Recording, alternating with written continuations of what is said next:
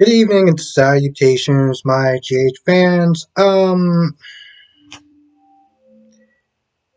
know what? Let's start off with Sonny and Nina. So Sonny wakes up. He has that nice, good old fashioned hangover. Um, Nina stayed with him to do the night or whatever. And, after Sonny makes her some breakfast and stuff like that, Nina's like, yo, do you remember what happened yesterday? What happened last night? So she plays the voicemail, and this is the part where Sonny's like, "Oh, well, I know how much you love Mike or whatever," and Sonny was like, "Listen, I want to apologize for that," and Nina was like, "No, no, no, that's not what I'm mad about. It's your drinking," and I'm like, wait, hold on. Listen, I'm not saying that's not a point of concern, but the same way I felt yesterday, it's the same way I feel today. The fact that he called her, like, oh, I just need some emotional support. You'll do. You've been good to me before. Like that just and I know that this sounds weird or just sounds off given what Nina did and talking about respect. But something about the fact that Sonny uses Nina as some sort of, I don't know, emotional dumping ground. Um, Someplace he can just I'm gonna keep this. I'm gonna keep this as tasteful as possible. But I just don't like the fact that he's using her. And Nina goes on about this whole drinking thing, like you can't be sniffed and mixing your meds with drinking and stuff like that. And Sonny's like, I'm fine, this, that, and third. And one of the things that Nina was sniffed to saying was like, part of you, pretty much messing up your relationship was the fact that you were off your meds. And you were drinking like there was no tomorrow. I mean, granted, there was a whole factor of other things that caused his relationship to go downhill. And, well, to be honest, Nina being one of them. Um, but, she tries to sit there and give some advice like, yo, listen, you can't be sitting there drinking while you're on your meds because it's not going to work the way that you want it to work. Um, and then, there's one point where they hug and stuff like that. And Sonny starts kissing on Nina, and I'm just like, I don't know why I have such a problem.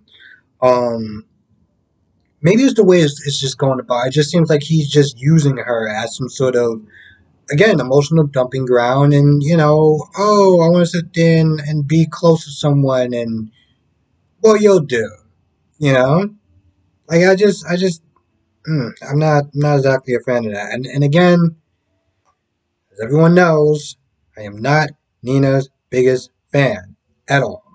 Um, on top of the fact that all the stuff that she did to Sonny, his family, and everything like that. So I know that when I sit there and talk about respect and using her and just how disrespectful that is, I know that a lot of people kind of looking at me like, "Oh, really?" Trust me, I get it, but it's just something that's just very off-putting. Um,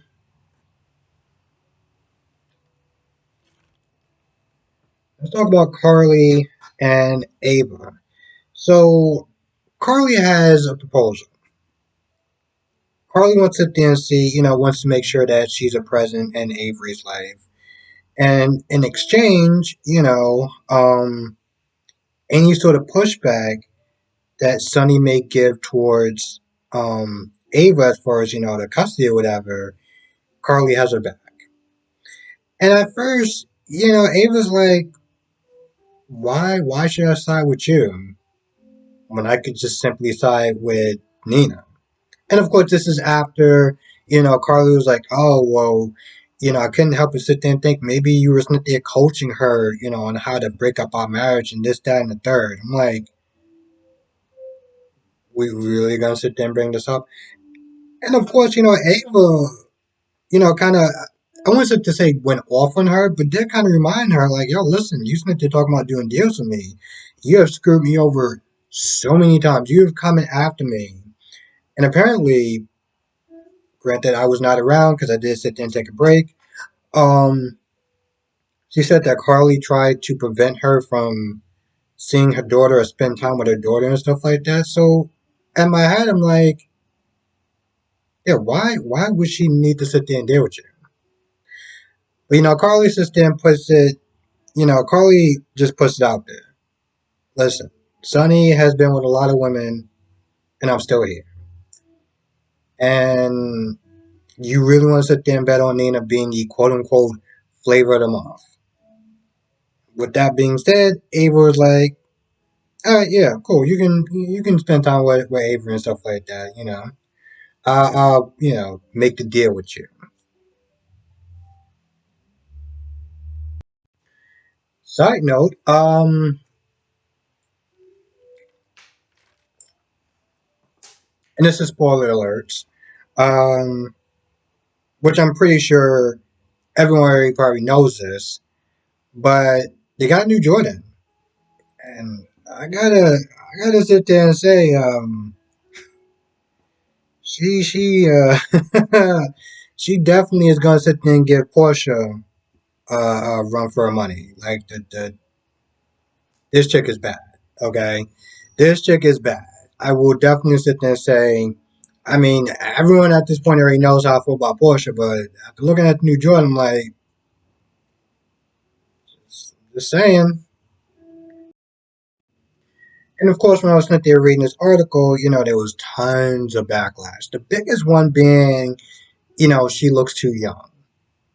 She looks too young. She doesn't look like she's going to be,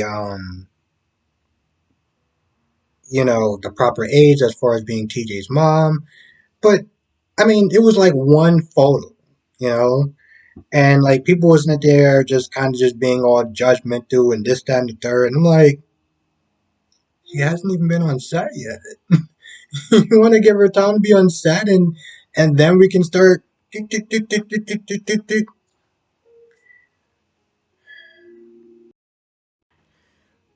Portia wants, I mean, Stella wants Portia to sit there and keep an eye on Curtis as far as Marshall.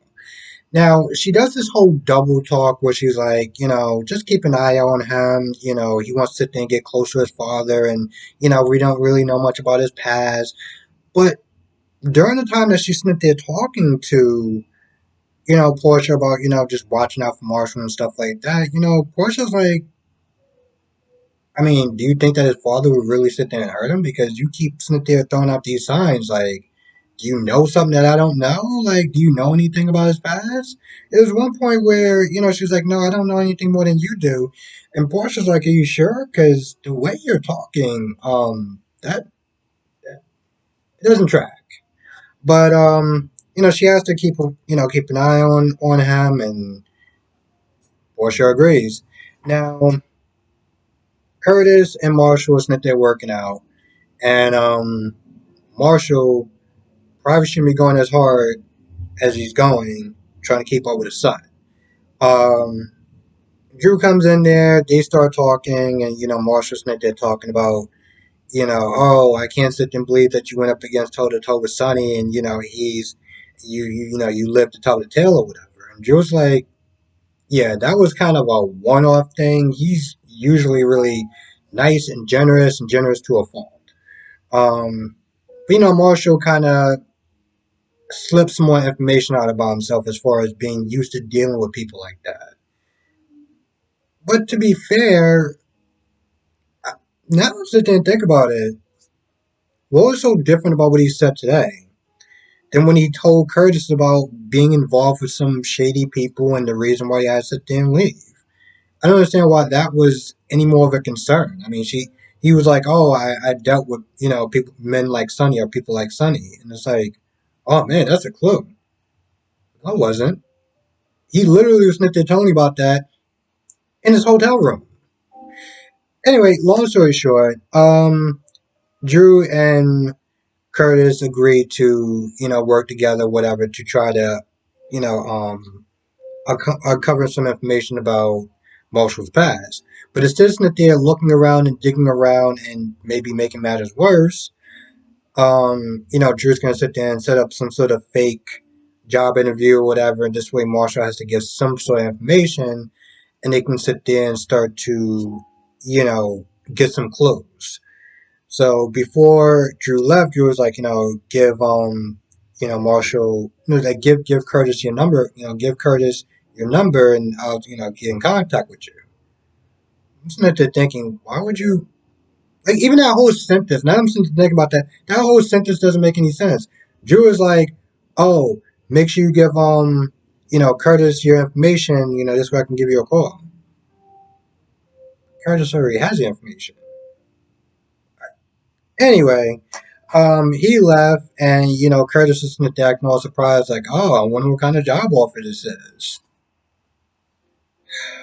I'm not gonna lie. Now I'm sitting there thinking about this whole thing.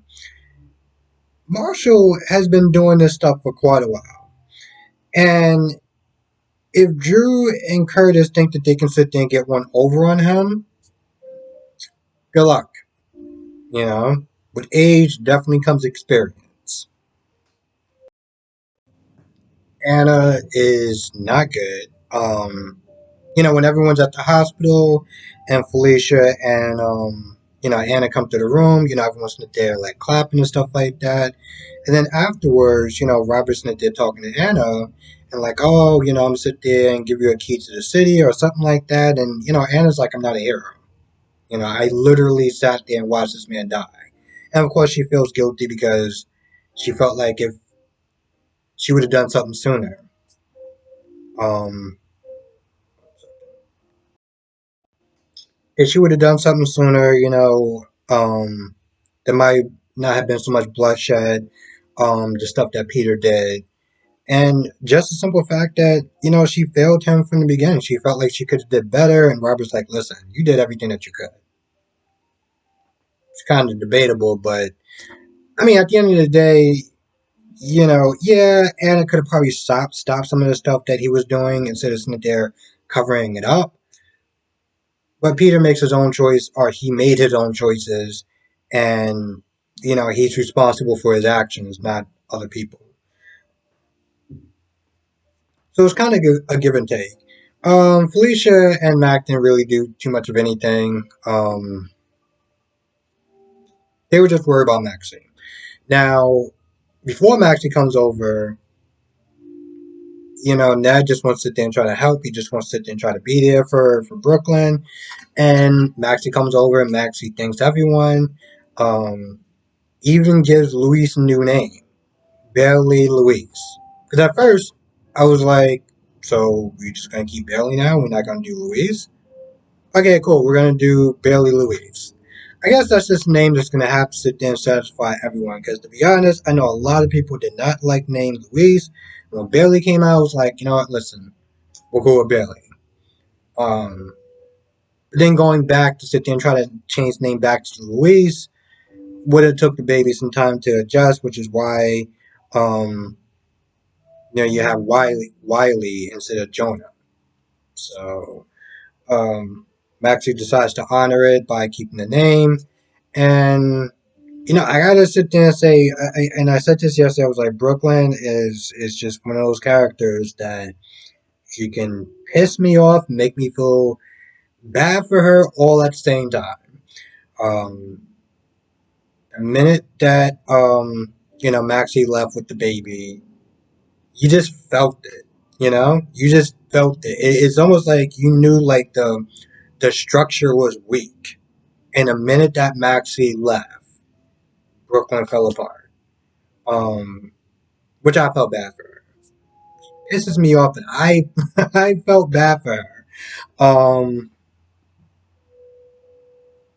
yeah, and before that even happened, Ned was outside. Ned and Chase, kind of just gave Brooklyn and Maxie some space, and that was like, all right, so what's gonna happen next? I mean, this whole charade is over, and you don't really have to live here anymore. So what are you gonna do next? And of course, he thinks about the time he kissed Brooklyn, and That's a really good question. I guess I'm just sitting there wondering how long are they going to sit there and draw out this whole relationship thing. Um, because the fans want to sit there and see that happen, and it started to, and it started not to. So I don't know what they're doing, and this is partly the reason why I don't really care that much about coupling, um, because of things like that.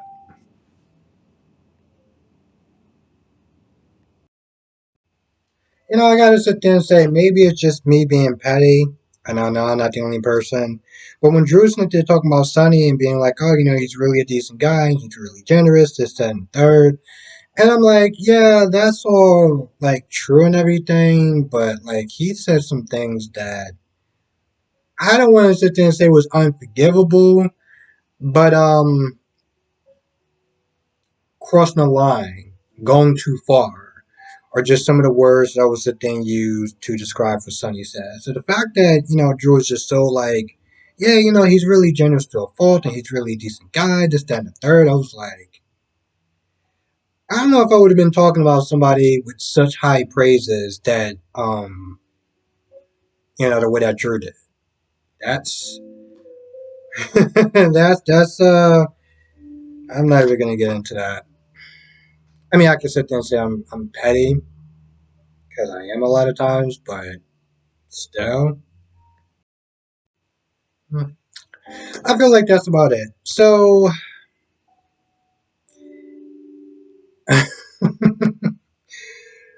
it was a long day and I feel like I might have missed something. So if I did, please write it down in the comment section below. I want to thank everyone for watching. I know it came out later than I would have liked, but this week was, well, it was pretty busy at work. So yeah, I want to thank everyone for just sticking around, just watching during these odd times that it's been coming out later. So with that being said, I'm gonna go. I want to thank you for watching. Be safe. Let me know what your thoughts are in the comment section below, and I will see you in the next video.